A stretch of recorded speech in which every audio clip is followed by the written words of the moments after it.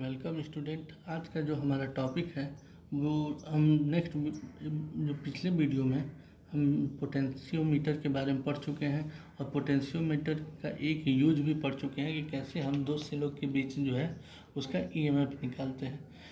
आज का जो हमारा टॉपिक होगा डिटरमिन ऑफ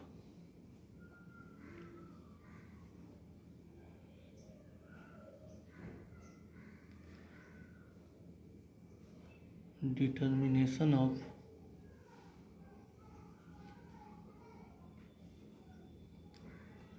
इंटरनल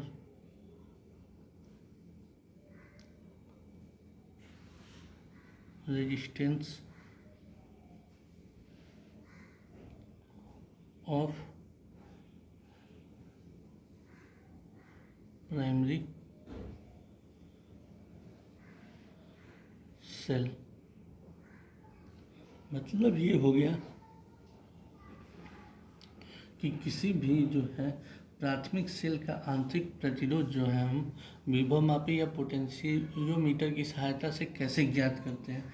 तो इसके लिए आपको बताया गया था कि सबसे पहले हम पोटेंशियोमीटर को एक सेल के द्वारा जोड़ देते हैं तो उसका जो सर्किट बनता है कुछ इस तरह से बनेगा। यहाँ पे जो है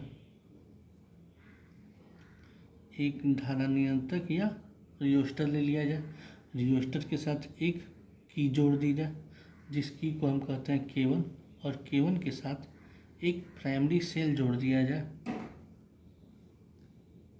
जिसका ए टर्मिनल हमेशा जो है पॉजिटिव के साथ होगा। अब यहाँ पे हम करते क्या है, एक पोटेंशियोमीटर को जोड़ देते हैं जिसका ए पॉइंट पोटेंशियोमीटर में आपको बताया गया है कि 4 से लेकर 12 मीटर तक का वायर कांस्टेंटन या मैग्नीट की लगाई जाती है। बी पॉइंट अब यहाँ पर एक हम जोड़ देते हैं। अब जो इसका ए और बी पॉइंट है यहाँ से एक जॉकी जोड़ी जाती है जो इस पर हम सर्पी कुंजी की तरह यूज करते हैं। इसको यहाँ पर रगड़ते या जो है रब करते हैं और एक बैलेंस पॉइंट निकालते हैं। यहाँ पर इसके साथ एक स्केल जुड़ी होती है।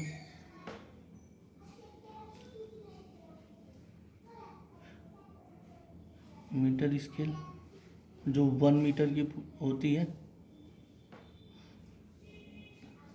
अब हम करते क्या है, इसके ए पॉइंट से एक सेल जोड़ देते हैं।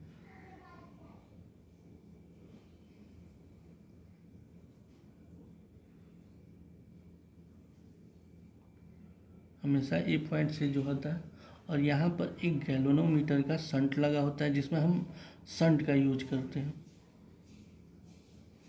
और इस जो शंट जो है हमारी जॉकी के साथ जुड़ा होता है। और यहाँ पर हम करते क्या है, बीच में एक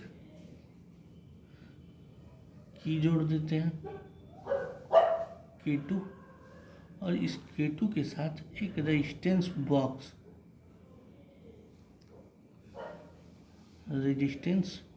जोड़ दिया जाता है और इस रेजिस्टेंस बॉक्स के साथ हम जो है सेल को जोड़ देते हैं। इस तरीके से इसकी संरचना हम तैयार करते हैं। अब हम करते क्या है, पहले जो है K1 कुंजी को बंद कर देते हैं और K2 कुंजी को खुली रखते हैं और जॉकी के द्वारा एक बैलेंस पॉइंट निकालते हैं। तो बैलेंस पॉइंट निकालने पर जो हमें पोटेंशियल डिफरेंस मिलता है V मिलता है जो ईएमएफ E के इक्वल होता है। तो इस तरीके से E इक्वल टू हमें मिल जाता है कि L1 डिस्टेंस जहाँ पर हमें बैलेंस पॉइंट मिला था और यहाँ पर K जो है ये होता है विभव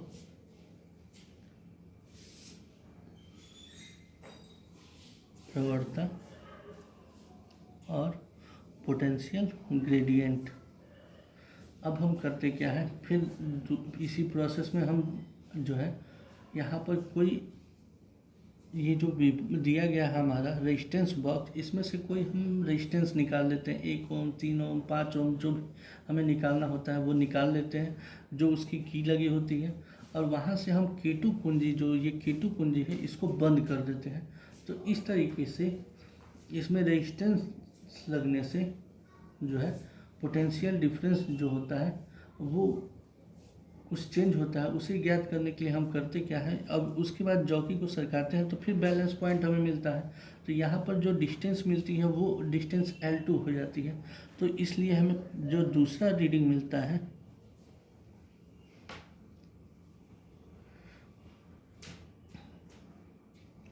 K1 की क्लोज एंड K2 की ओपन, और सेकेंड प्रोसेस में K2 को हम क्या करते हैं, क्लोज, इसको क्लोज कर दिया जाता है। और यहाँ पर जब क्लोज कर देते हैं और फिर रेजिस्टेंस निकालते हैं then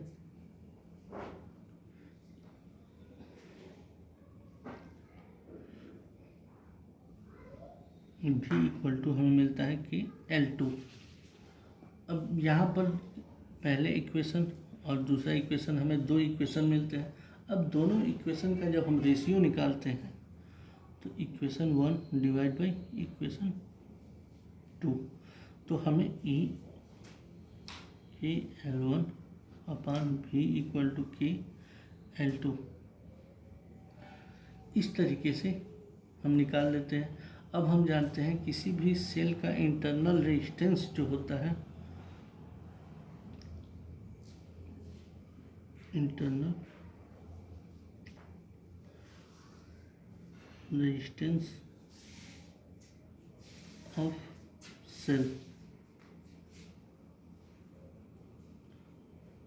small r equal to E upon V minus 1। तो E अपान V की जगह पर हम इंटरनल रेजिस्टेंस निकालने के लिए L1 अपान L2 माइनस 1 ये फार्मूला ये यूज करते हैं। और इस तरीके से हम किसी भी सेल का इंटरनल रेजिस्टेंस आसानी से निकाल सकते हैं पोटेंशियोमीटर की सहायता से। यही जो है पोटेंशियोमीटर का सेकेंड यूज है। और इसी के कारण जो है हमें जो रीडिंग मिलती है वो बिल्कुल सही मिलती है। इसीलिए हम मानते हैं कि अन्य जो वोल्टमीटर हुए या जो भी विभव नापने के यंत्र हुए उनसे सबसे अच्छा जो है पोटेंशियोमीटर होता है, और यही इसका यूज है। Okay, thanks student. Next video में नेक्स्ट टॉपिक के साथ हम